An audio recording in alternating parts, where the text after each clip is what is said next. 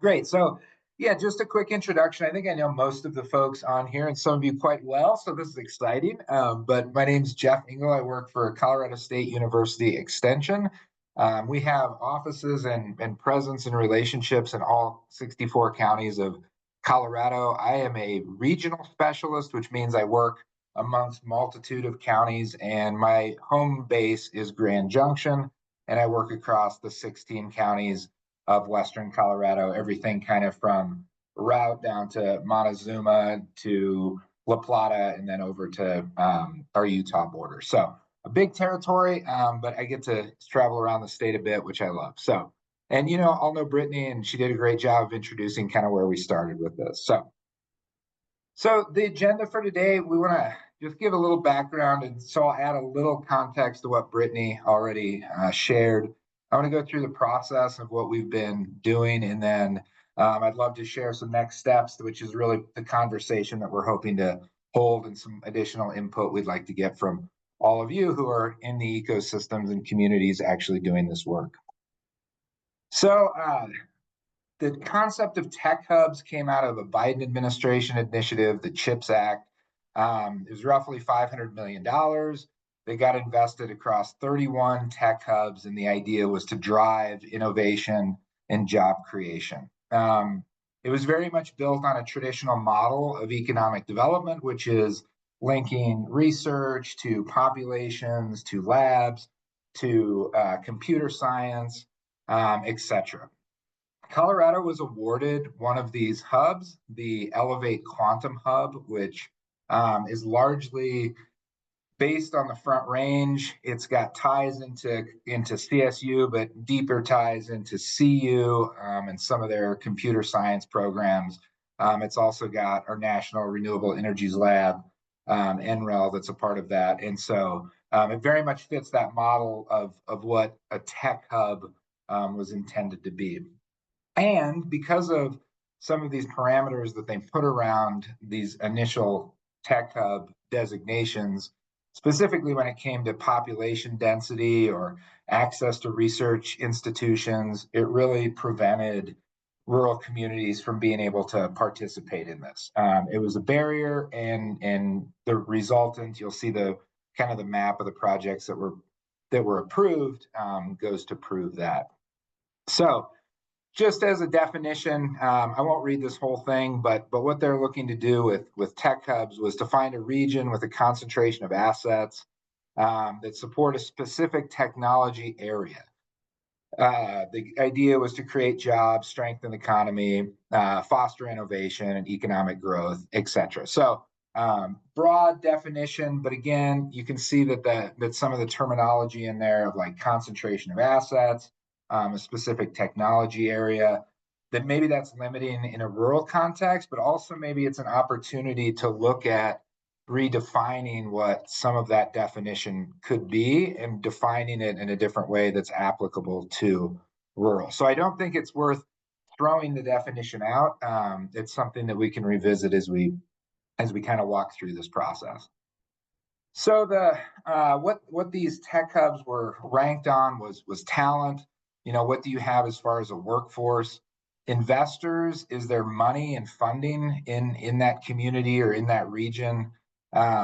Educators, so again, like access to universities or research labs. Infrastructure, do things come together? Is there connectivity amongst the community? Geography, they wanted what's known as an MSA, which is a metropolitan statistical area. We don't have those in Colorado with the exception of the I-25 corridor. And in some ways, maybe out in a place like Grand Junction, where we could argue that there's a density out there that would fit within that category. Focus, they'd like there to have been an identified core technology. So it needed to be something that was going to potentially be globally competitive and certainly build export potential, bringing economic dollars into the region due to exporting either to other regions of the United States or to the globe. And then partnerships was a big part of this. So what sort of consortium could you build? And again, it's kind of your typical economic development model of public, private, academic, strategic consortium members, that sort of thing. So that's the criteria that they use to evaluate these in making decisions on the tech hubs designations themselves. So here's where they got designated. And I understand the map's a little bit blurry, but you can see that it's fairly distributed across the United States, but it doesn't tell you the whole picture because where those designations are, they're in your traditional kind of metropolitan research areas. So while it looks like there's a lot of, I guess, distribution of these, you can clearly see where there's zero distribution, and it's in places that don't have large populations: North Dakota, Nebraska, Wyoming, New Mexico, those types of areas. So anyway, so it kind of led us to think about, is there something more we can do to modify this version of tech hubs for a rural context? You'll also see some of the areas, technology themes. So these weren't all computer science related. Yes, there's tech elements to all of it, but you look at things like drugs and devices, that's in the medical space, obviously. Critical minerals, that's in supply chain. So that also got us thinking about, is there a better way to define tech where we're not always just immediately jumping to the idea of computer science? There's more to tech than computer science. Okay. There was also a secondary program that was launched by the EDA that I think actually gives us maybe some, I don't know, more interesting. I think it might be more interesting to look at than the EDA Tech Hub. So this was a program called Recompete. And what it was aimed to do was it was really developed as a workforce initiative. So the idea was to create economic opportunity in a very specific window of the ages of 25 to 54, where their employment levels are significantly trailing the national average. So this immediately gets to your less urban, so more rural, perhaps disenfranchised groups of folks or underrepresented groups of folks, and puts those dollars into places where maybe economic blight has been there, or you're losing a lot of employment to outside areas. So employees aren't staying within the area, or that employment base isn't there for whatever reason.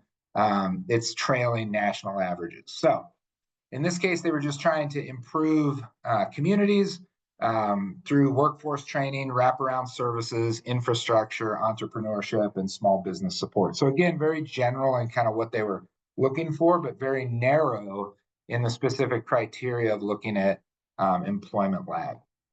This is what Colorado looks like as far as this recompete area. So you can see where our eligible markets would have been.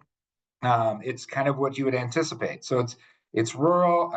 It's our south east corner of the state. It's out west here with us in Mesa County, and we've got some activity in Weld and kind of the northeast.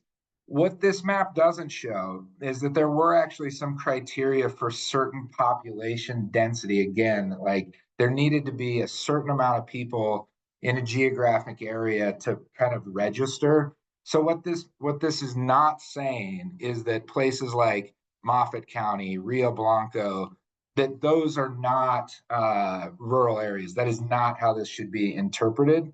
There were criteria that focused this heat map on the areas it did. So some of those places that have very dispersed populations, they still weren't eligible under this recompete clause. It also included tribal areas, which of course we have down in the southwest corner of the state.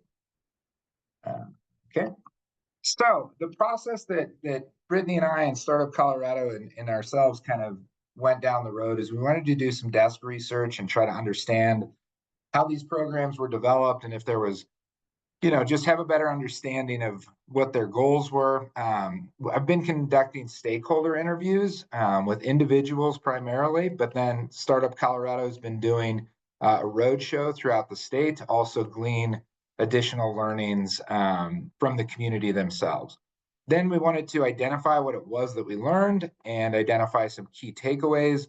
And then we think that further steps are doing community asset mapping and maybe analysis around some of the areas that we think would qualify as interesting data points or interesting communities to look at further for designation of some type, whether it's at a state or federal level. So interviews, I pretty much started them all the same way. The circles show where folks were that I was able to interview and get a hold of. So we do have some representation across the state. There are obviously some gaps in there in our far corners of the state that would be good to continue connecting with. But I kind of just asked stakeholders what their knowledge of tech hubs were. There was different levels of knowledge around it. But then I wanted to talk through community assets. So what do you have in your community that could be of interest to economic development? Kind of getting at the idea of systems level thinking. So how is the ecosystem working together?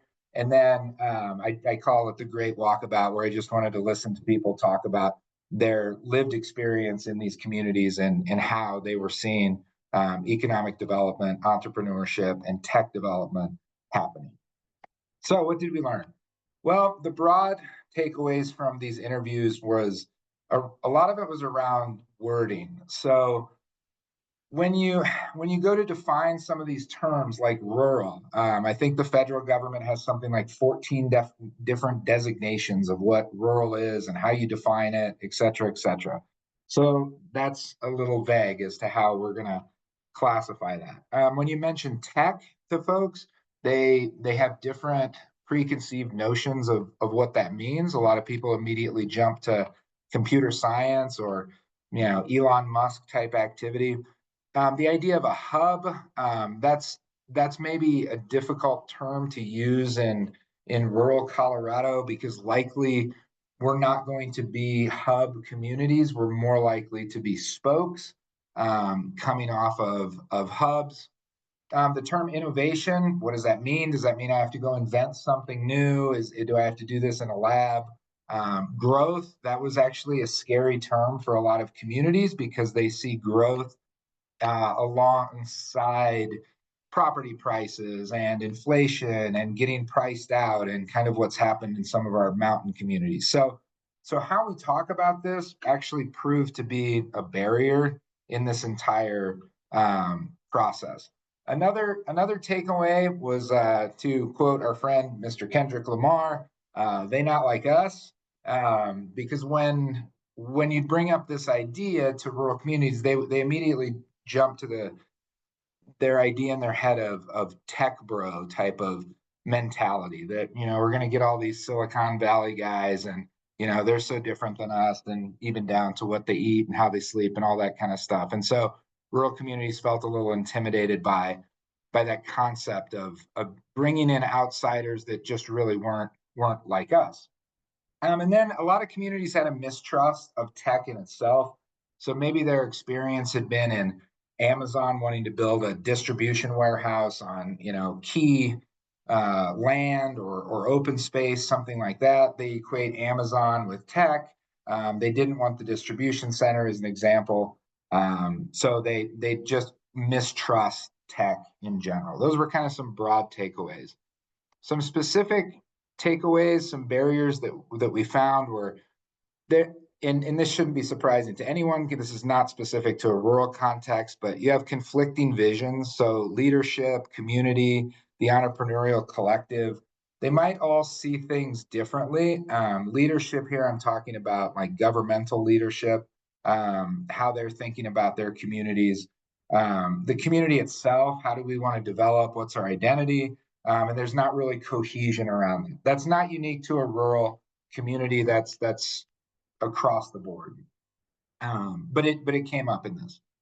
There's also some communities that specifically had a misalignment between maybe the education or the vocational training that was happening in the community and how it connected into the economic assets of the community. So I'll give an example of a positive version of this to give you an idea of how maybe that misalignment could happen. So up in Rangeley, Colorado, we've got a phenomenal flight training program. So you can learn to be a pilot, you can learn to be an aviation mechanic, that's aligned with an airport that's there in their community, and they help support that. So that relationship is both private, public, academic. It's a great example of how there is alignment between communities. There are other communities where there's misalignment. So the workforce training doesn't necessarily match what the community needs are or the direction that the community is going. And then there was in some communities there was an unawareness of like what your neighbors are good at. So this was mostly connected to a rural urban divide. So um, there are population centers along our I-25 corridor where those communities might be very good at. Take Boulder. They're quite good at computer science, legacy institutions, IBM, HP, kind of all of that came out of it.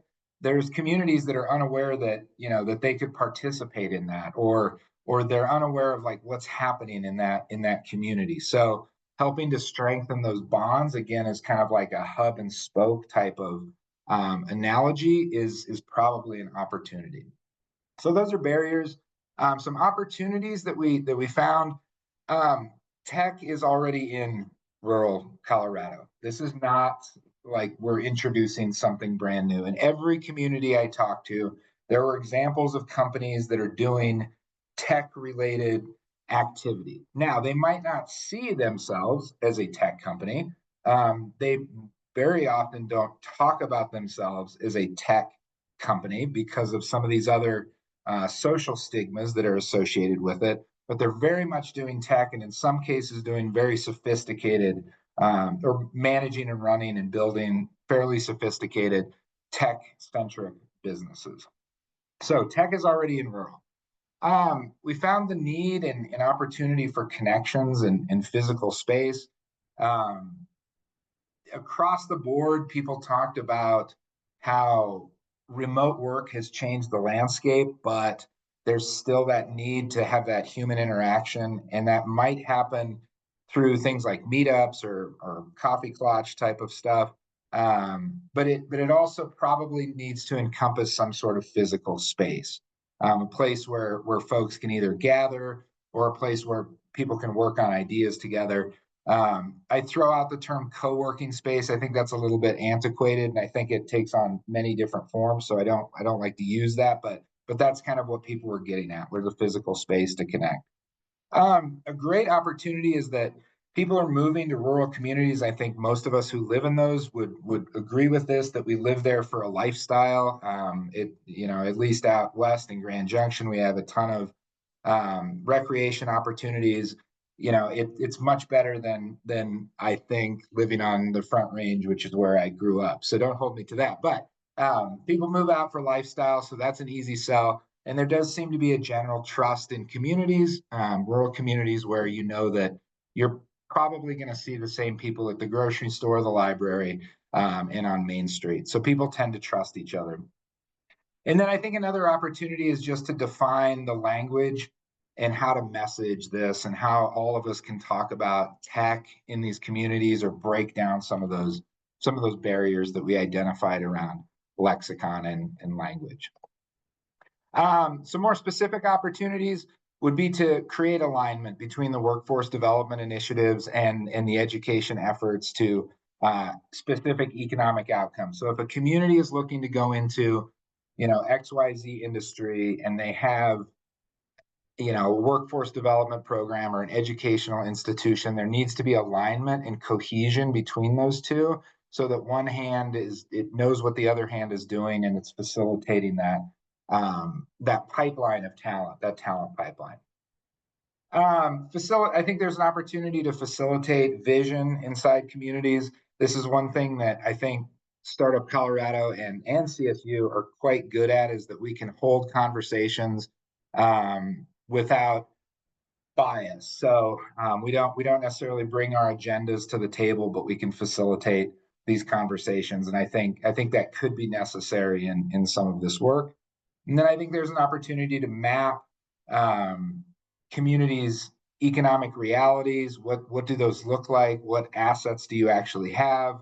What gaps are there? And then find pathways to engaging oftentimes adjacent communities that may be buyers of whatever industry you're trying to build out.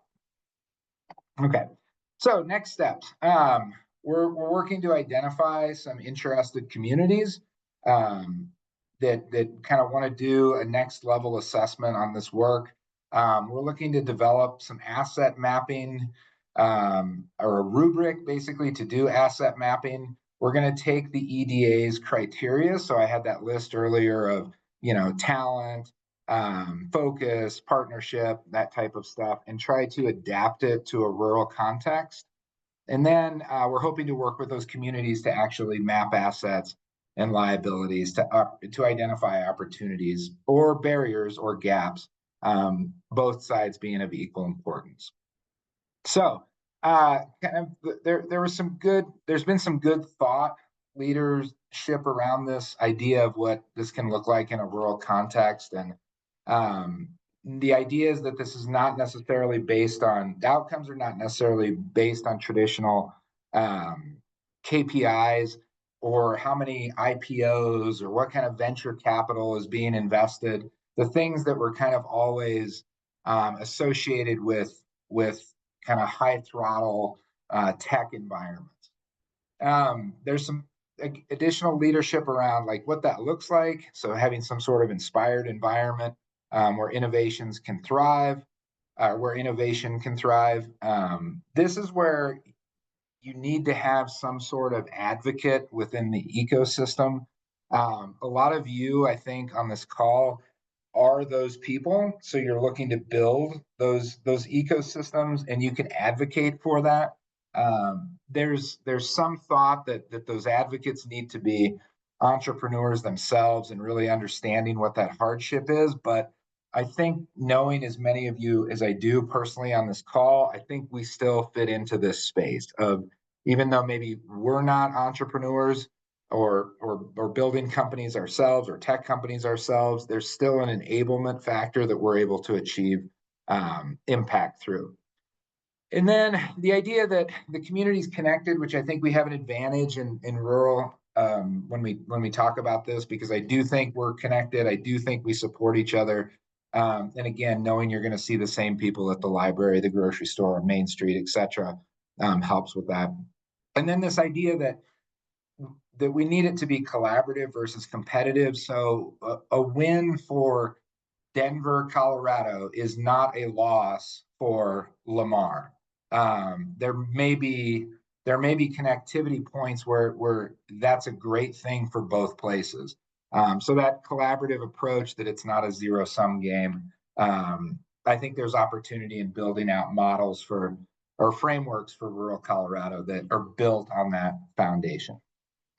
Okay, so this is where I kind of want to open it up to everybody else to give some thoughts, reactions, whatever, criticism. All of that's equally valid in this process. But a few prompts just for us to think about is, kind of what is in your community, assets, whether those be talent or education or industry or focus or partnership, could be highlighted in this type of framework. And that'll really help us to influence, or that'll help to influence how we build this rubric that we want to go out and kind of measure these communities with.